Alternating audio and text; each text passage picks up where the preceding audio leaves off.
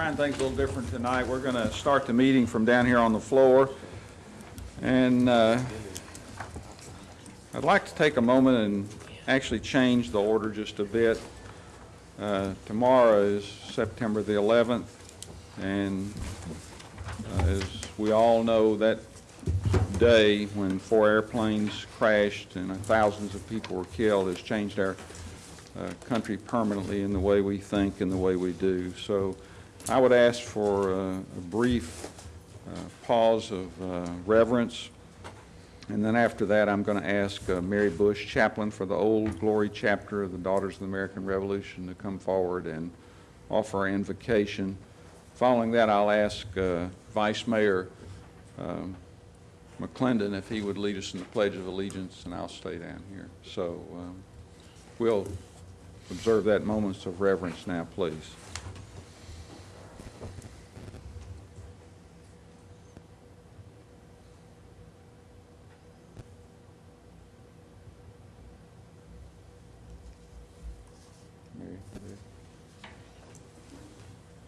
Would you bow, please? Merciful and compassionate God of all, who has given us this good land for our heritage, we humbly pray for your blessings on those gathered here and all who put their trust in you. We remember the attack on our people in 2001, and we seek the peace to be found in your love for all of those deprived of loved ones by the events of September 11th, 2001.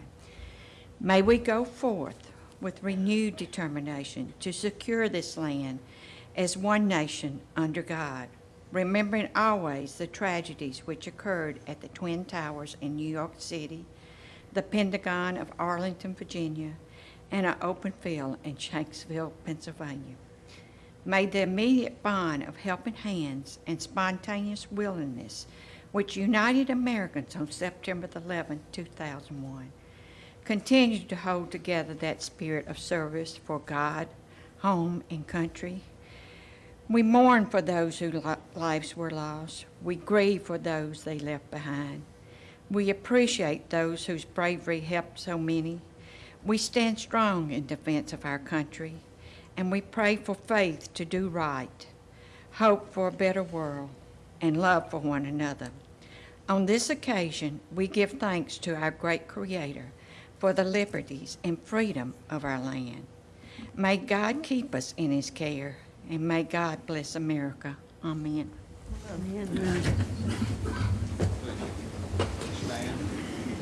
I pledge allegiance to the flag of the United States of America and to the republic for which it stands, one nation, under God, indivisible, with liberty and justice for all. Item 4 on the agenda is an opportunity for citizens to make statements about issues that are not on the agenda tonight. Is there anyone here who would like to speak to this body? Seeing none, we'll move on to number 5, communication from Williamson County Mayor and Williamson County Commission, and I'm not aware of anyone here. There are no minutes to approve tonight, so we'll move on to recognition. And I would ask that the members of the Old Glory chapter of the Daughters of the American Revolution come forward. And we have a proclamation to make regarding Constitution Week. So if y'all want to gather around, and it'll be a nice TV opportunity for all of you. Would y'all like to tell the camera who y'all are? Now I know we have a couple of members up here, so Margaret and Ann were in the picture earlier, so go ahead. Meg Curtis, Carol Fields, Lillian Stewart, Mary Bush, Sarah Ford, Susan Walker, Lynn Garrett Moss, Ginger Hugestagger. Okay, so here's the proclamation. Please listen up.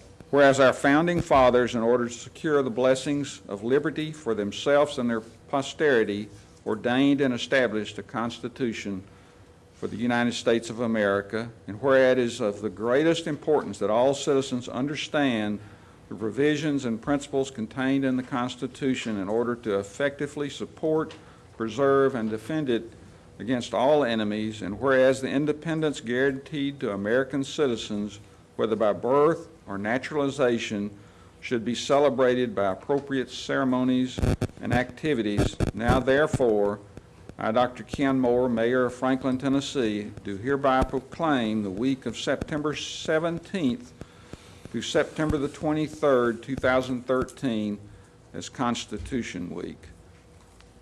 And Ginger, would you like to make a few comments? Thank you very much. I would like to make just a few.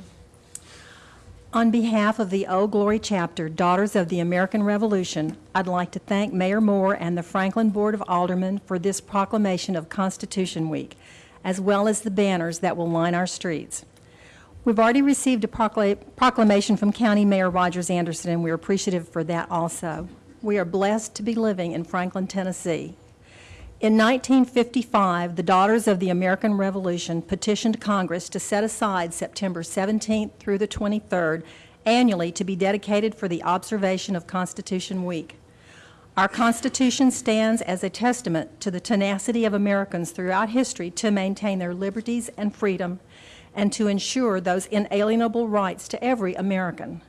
Constitution Week is a good time for all citizens to reflect on our heritage of freedom and come together to celebrate America.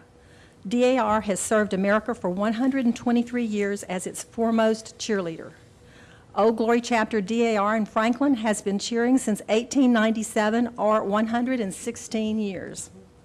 We would like to invite the public to our commemoration of the signing of the Constitution 226 years ago. This will be Sunday, September 22nd, 2013, historic Franklin Presbyterian Church. Bell ringing will begin at 3 p.m. Ceremony will follow.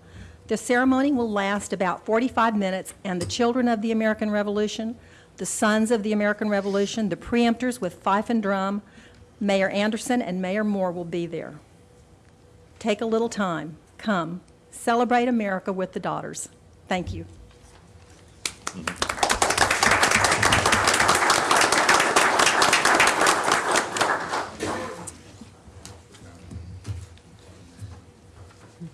Okay, I think Mr. Girth has a recognition to make at this time.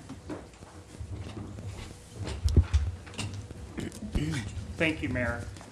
I just wanted to remind the aldermen, the audience, and our citizens that on Sunday, September 15th, a group from the American Planning Association will be arriving in Franklin to begin their interviews and study of the Fifth Avenue floodplain area in our community. We had talked about applying to the American Planning Association to have experts from different areas of the country come to Franklin to look at this area and to provide us with some ideas of what that area may become in the future. Beginning on Monday through Tuesday and Wednesday, there'll be a meeting with various stakeholders in this building in various rooms. And then on Thursday evening at 6 p.m., the consultant will be making a presentation here in the boardroom. So we invite the people interested to participate in the process, but more importantly, to come to the presentation on Thursday, which will be September 19th at 6 p.m. right here in the boardroom. If anybody has any questions, they can contact myself or the City Administration Office, and we'll provide them with the itinerary of their visit. Thank you. Are there any miscellaneous reports? Seeing none, we'll move on to item number 9, consent agenda. All items under the consent agenda are deemed to be non-controversial and routine in nature by the governing body. They will be approved as recommended by committee or staff by one motion of the governing body. Tonight, we are considering items number 25 through 34, and it's been brought to my attention that item number 26 on the consent agenda is a duplication that we've already voted on, and so I'll need someone to offer a motion to withdraw it, remove it from the consent agenda and offer a motion later to withdraw it. So moved. Withdraw. I think what we'll do is do the consent agenda and just pull that one now. I think, is that more appropriate, Shauna? Pull it. You can make a motion Would you like a motion to pull? to approve the consent agenda as is, with the understanding that number 26 is to be removed from the agenda. I'll make And- the motion. And I think we have one other item that needs to be pulled. Number 32, just for Would you clarity. make, And number Yeah. 26, I'd like to have pulled. 26 was the one Yeah. we just mentioned. No, I'm sorry. You're, number 29. Sorry. So would you restate your motion? Yes. Approve this consent agenda with 26 pulled, And- removed. And 29 and And 32. 29, and what was the other one? 32. 32 pulled. Second. Appropriate motion second. Any discussion? All in favor say aye. Aye. Opposed? Passes unanimously. We'll move on to item number 10. This is a public hearing. Consideration ordinance 2013-28 to be entitled an ordinance to amend Chapter 5, Section 5.3.7, Section 5.3.8, and Section 5.3.9 of the City of Franklin zoning ordinance regulating hamlets, conservation subdivisions, and traditional neighborhood development. Does anyone want to speak to this body? Seeing none, I declare the public hearing closed. Is there a motion for approval? So moved. Appropriate motion by Alderman Second. Peterson, second by Alderman Barnhill. Any discussion? Seeing none, all in favor say aye. Aye. Opposed? Passes unanimously. Item number 11, this is a public hearing. Consideration ordinance 2013-35, an ordinance to rezone plus or minus 195.5 acres, Waters Edge PUD subdivision from agricultural district to residential variety for the property located at 4413 South Carruthers Road. Does anyone want to speak to this body? Seeing none, I declare the public hearing closed. Is there a motion for approval? Move for approval. Appropriate motion Second. by Alderman Skinner, seconded by Alderman Peterson. Any discussion? All in favor say aye. Aye. Opposed? Passes unanimously. Item number 12, this is a public hearing. Consideration of Resolution 2013-47, a resolution approving a development plan for Waters Edge PUD subdivision located at 4413 South Carruthers Road by the City of Franklin, Tennessee. Does anyone want to speak to this body? Seeing none, I declare the public hearing closed. Is there a motion for approval? Move for approval. Second. Appropriate motion? Question. Are all of these single-family homes front-loading garages? Hi, my name is Greg Gamble, representing the applicant. And the single-family detached homes will have front-loaded garages. Some of them are recessed 10 foot back from the front elevation. Some are recessed back up to 20 foot from the front elevation. But the homes do face toward the public right-of-way. I'm sorry. You're going to have to take an amendment for the MOS that's been requested. Paragraph number 4. Thank you for calling that to my attention. I've got that. So we actually need to have a motion to approve the modification of standard and then go back and vote on the entire motion if I'm not. To amend, if modification of standards becomes introduced. What, So I would ask if Alderman Skinner would rescind his previous, No, no. you can keep that motion? what is it? Can I just amend it Yeah. to What is it? add the, I'll amend that amendment to add the, With the modification of Modification standard, of which has to do with garage doors exceeding 9 feet in width on rear-loaded garages accessed from an alley. yes, How wide they are. Okay, yes. great. And Alderman Barnhill, will you Second. still second that? So are we clean now, Shawna? Okay, Right. Speak to the amendment. you may now speak. So this is being done, Margaret, you know, you looked a little Yeah, confused. So all right, it's being done I'm confused because about the it's- 16-foot and 18-foot. Well, Is the 9 feet width, It just says it's 9 for, feet. Sit down. if I'm correct, that is done in order That's to the get the front. garage, get the There are cars in the garages. No, this is on, 9-foot doors. this is on rear. This is on rear. What? This is on the rear, The rear. the exceeding 9 feet on the rear-loaded garages. I didn't know any of them were rear. The modification standards are for the homes that are accessed from an alleyway. So there are a total of 123 villa homes. These are predominantly one-story. There is a story and a half model that's available, but these are homes that are accessed from an alley, and we're requesting that those garage doors be up to 18 feet wide.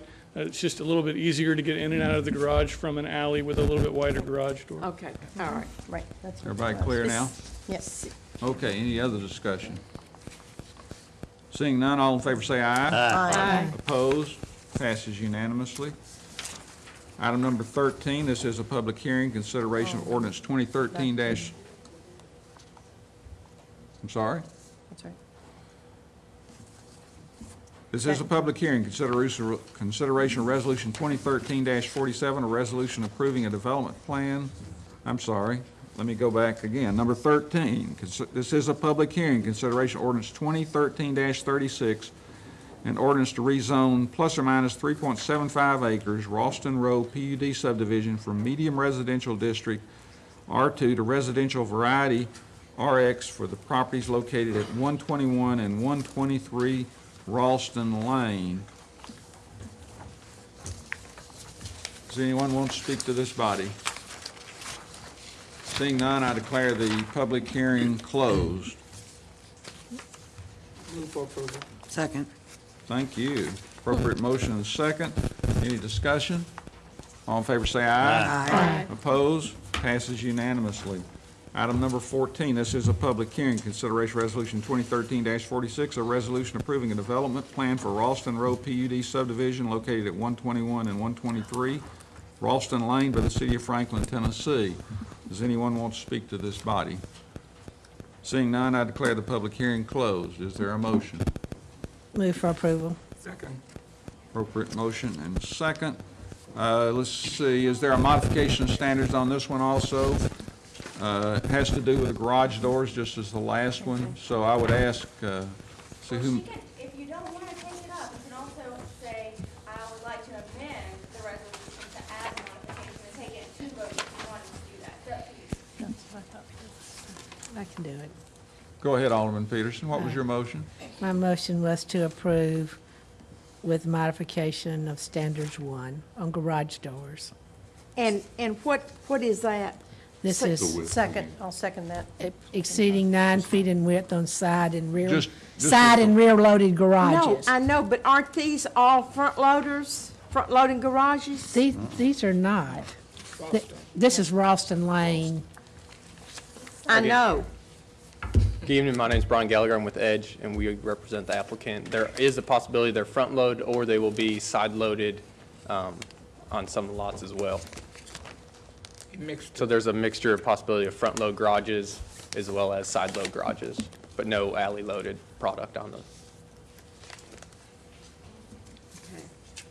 Motion has been seconded by Alderman Berger. I do have a question. Alderman Peterson, if you look at the MLS, staff had a condition. Did you mean for your amendment to include the condition or not? That it only applies to not street paving? I could go with that. You meant for it to include the staff recommendation? Okay. With condition that modification standard only apply to garages that are not street facing. Is that what you meant? Yes. Good. I'm good with that. You're good with that? I'll still second that. Well, Still open for discussion. 9 feet if there are 2 doors. Yes, ma'am. And if there's 1 door, you're not specifying how wide it is. And this, the modification standards. No, ma'am. It would just be a standard 2-car garage door.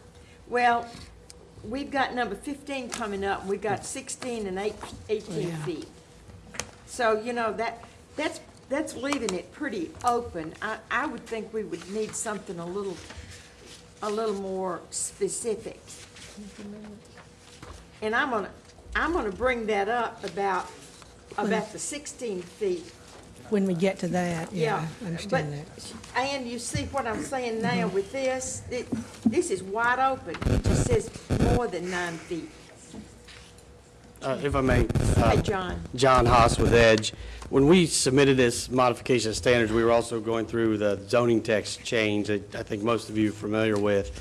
What we're trying to do is follow the exact language as it would be on a side load or a front load, that what we're looking for is a double door. Nothing greater, just a double door, so we don't have to have that separation on a side load or rear load lot. We're not looking for additional width.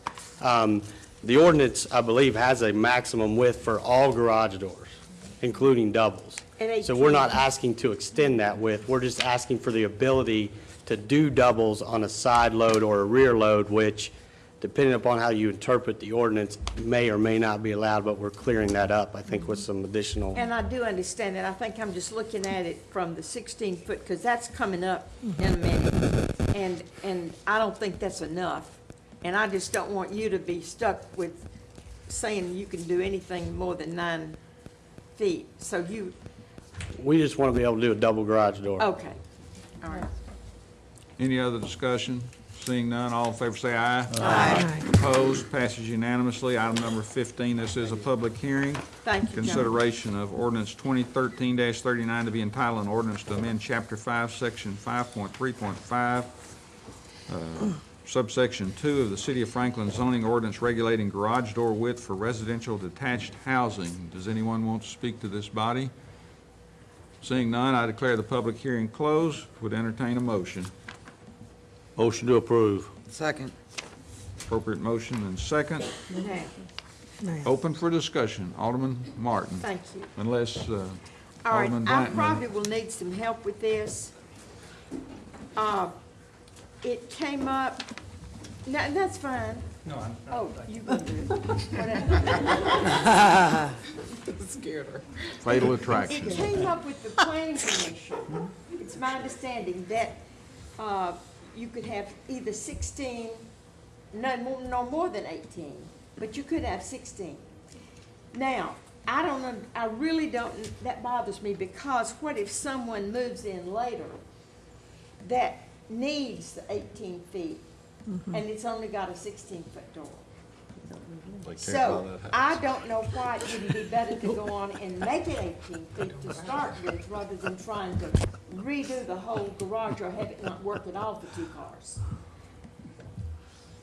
That's a very good observation. First of all, a 16-foot wide garage door is the standard of double width garage doors. A custom garage door can be 18 feet wide. So if a homeowner or future homeowner wanted a wider garage door, and they could remodel their garage to have 18 feet or even a taller garage door, say they had a larger vehicle that they wanted to get in, those are options that garage door manufacturers provide, but the standard garage door double width is 16 feet. Well, Could I ask a why question was on it 18 feet to start with?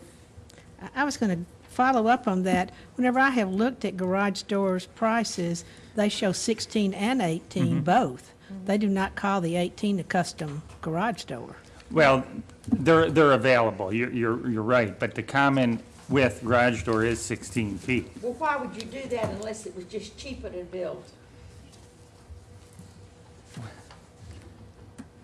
I'm not so sure that that's always the case. Well, I you mean, know it is if a developer wants to do it. You know it is.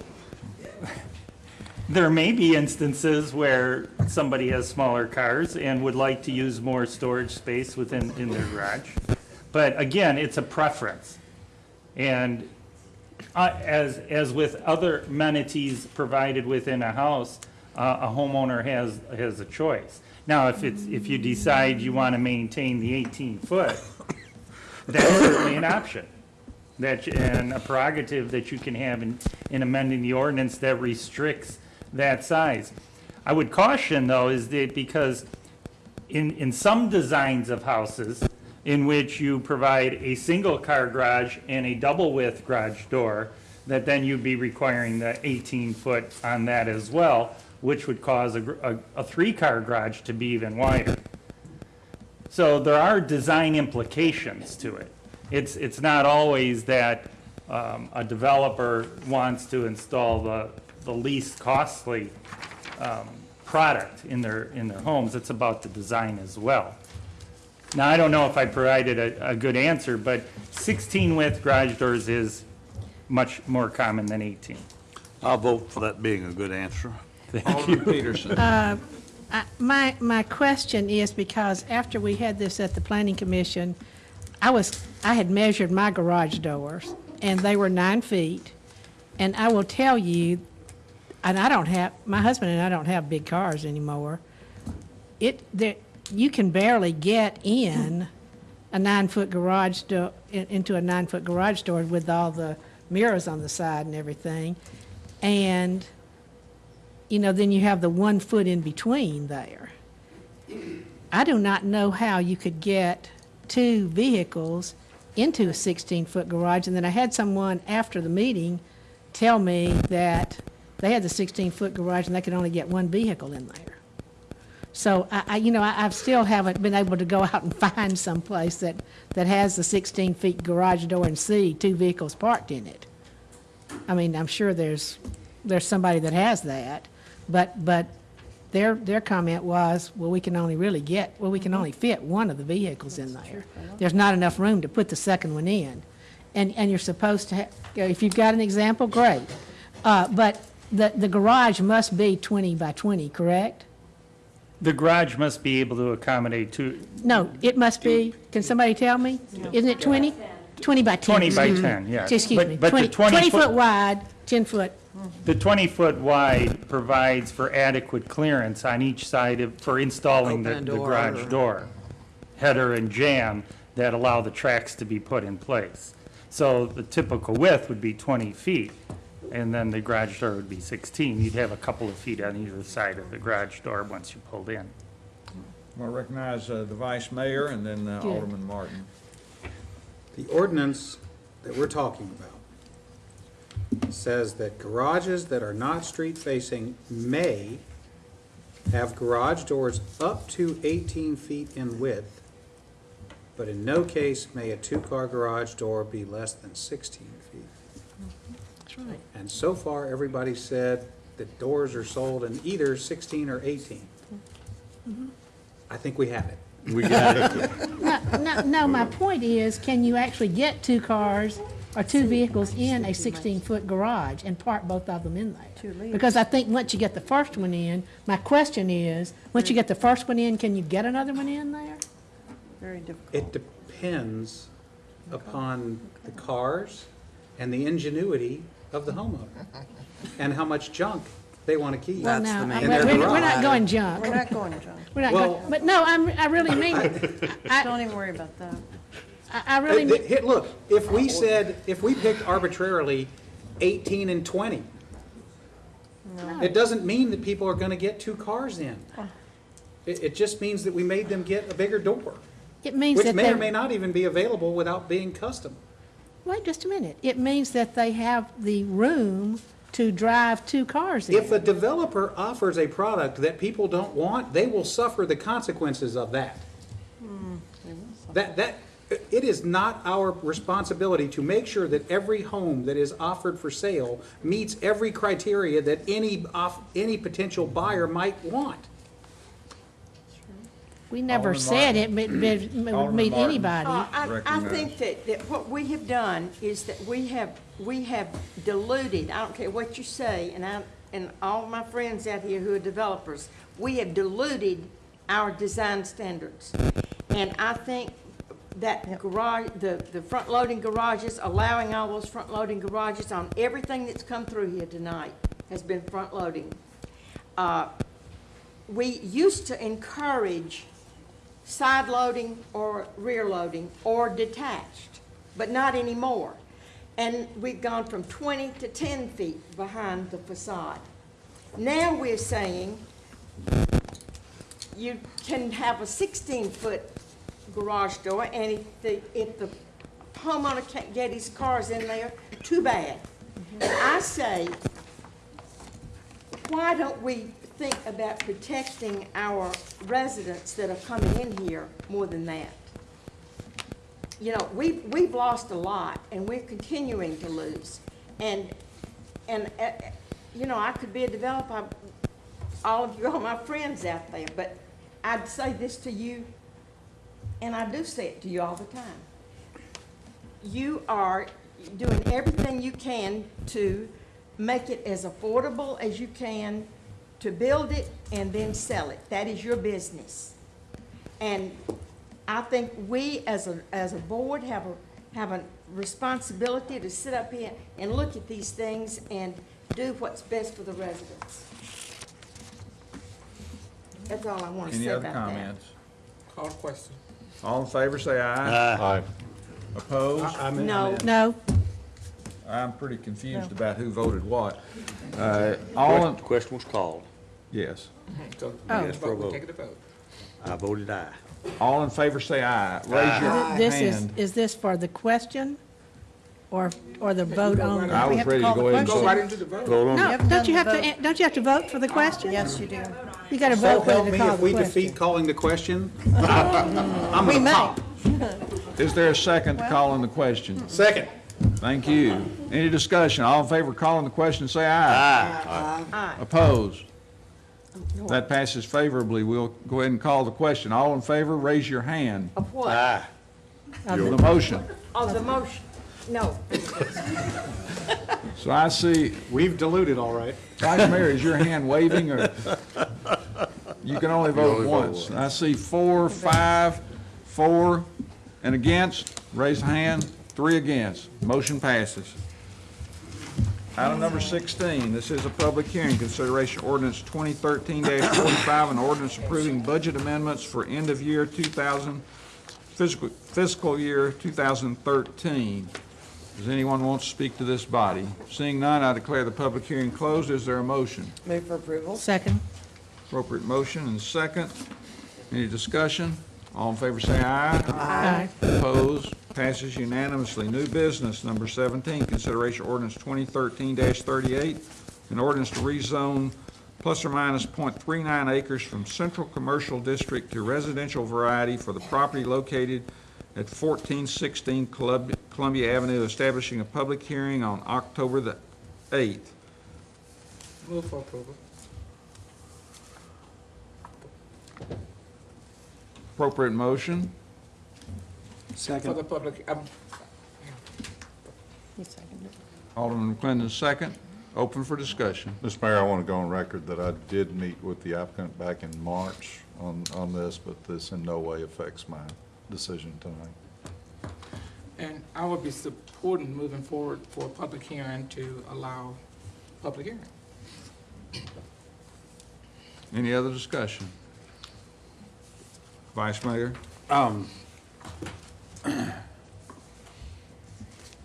I think that as we cast votes on this, it's important to remember the law of unintended consequences. People have a, if we get to a public hearing, we may hear from people who oppose any kind of development or redevelopment of this property. And that's their prerogative, that's fine. But make no mistake, a development that from the outside, looking in, would be substantially identical to one that is already permitted is what is being requested.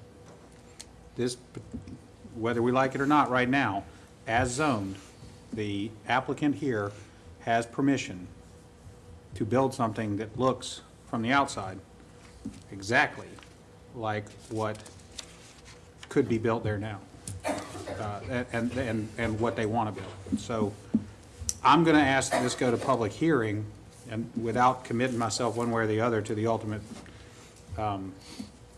disposition of this, but I think it's going to be important to note that the real options that the board has at our fingertips here are not what some people would like. Other discussion?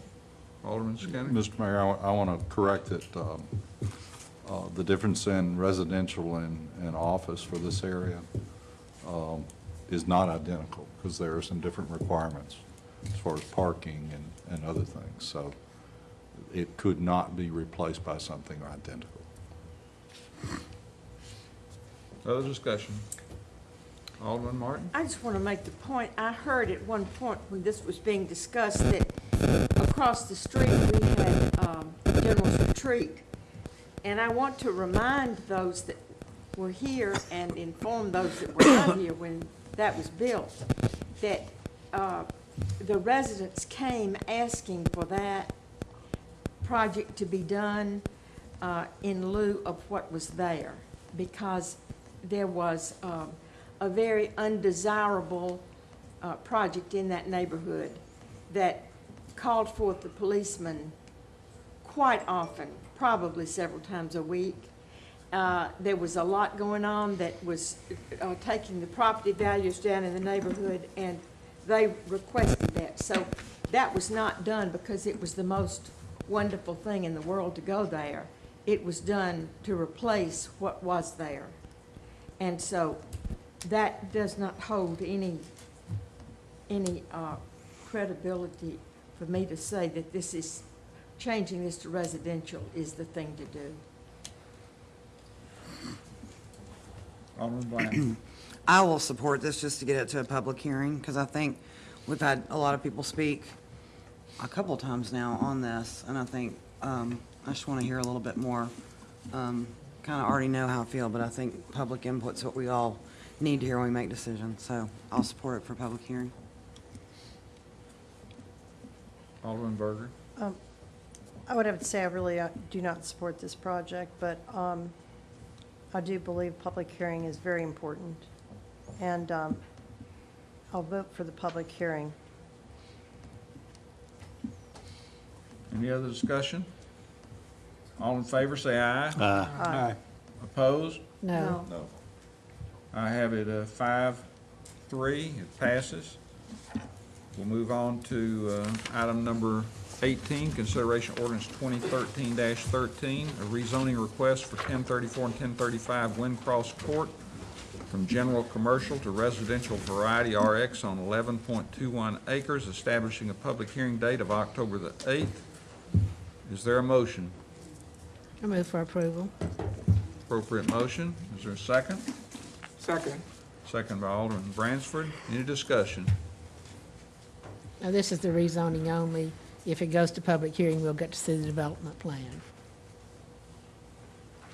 Any other comments? All in favor say aye. Aye. Opposed?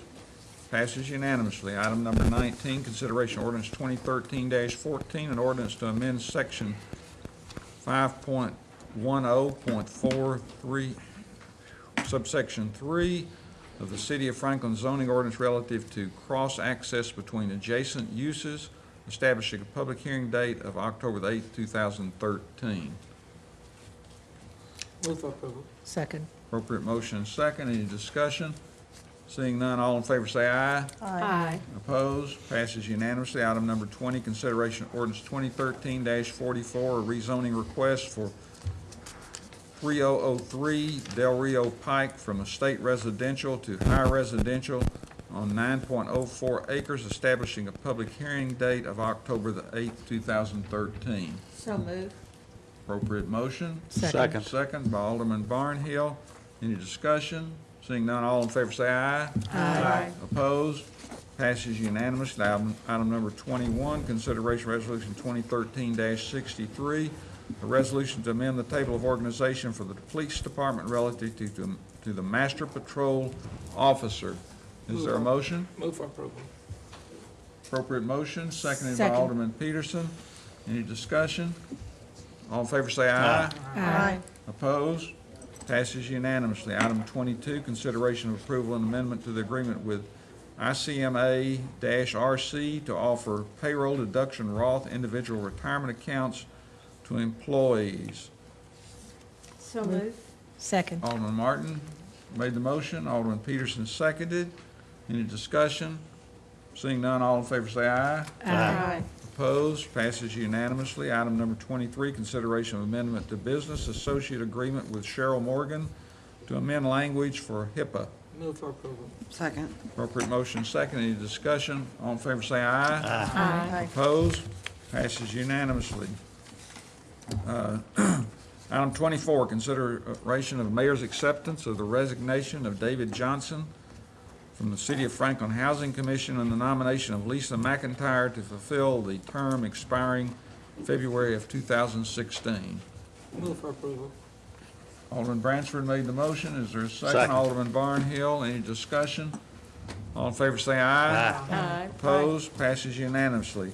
Item number 26 is the item that I mentioned that needed to be. Motion to delete item 26 from the agenda. Second. Appropriate motion is seconded by Alderman Berger. Any discussion? All in favor say aye. Aye. Opposed?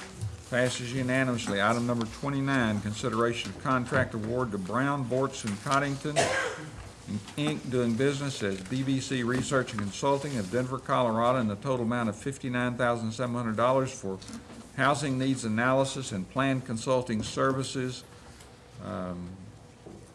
Is there a motion? Move for approval. Second. Appropriate motion, second. Is there any discussion? Just comment. Alderman Berger. I just want to make a comment that this housing market analysis study is something I've asked for and I think is very needed for the city, and I just, for the people watching at home and will see this tape, they're concerned about what's going on with our housing and the impact the apartments and residential for purchase or for rent housing has on our community. This will address all of those things. It'll address the impact on our schools. It'll address a trend analysis as well. So I just wanted this to be off the agenda so people at home would know that, and the people in the audience would know that we have this coming up, and it'll be about a 3-month study if I'm correct. And then we'll have something back to just give us a clearer picture of our housing market here in Franklin and where the needs are going. So we don't overbuild in one segment or the other, and we need to know that because we can't pull these, we can't pull information out of thin air. We need hard facts, and we need this to be studied. So this is why we're doing this. No other comments? All in favor say aye. Aye. Opposed? Passes unanimously. Item 32, consideration of sole source purchase of meter reading equipment from C.I. Thornburg Company, Inc. of Nashville, Tennessee, in the total amount of $42,000 for the Water Distribution Division of the Water Management Department. Alderman Peterson, I recognize you. I move for approval. Second. Thank you. The reason that this was pulled was because the materials here have 2 memos, and we're only talking about the second memo, which is the meter reading equipment. And that's what it says on our title here, but the material has some other information in it that we're not voting on. And it was seconded by Alderman Bransford. Is that That's been it. clarified to everybody's satisfaction? If so, all in favor say aye. Aye. Opposed? Passes unanimously. I'd entertain a motion for. So move. For what? Before you can take the words out of my mouth. Are we going So for what? This is for dismissal. Okay. So, Executive session. no executive. All in favor say aye. Thank you very much. What are we approving?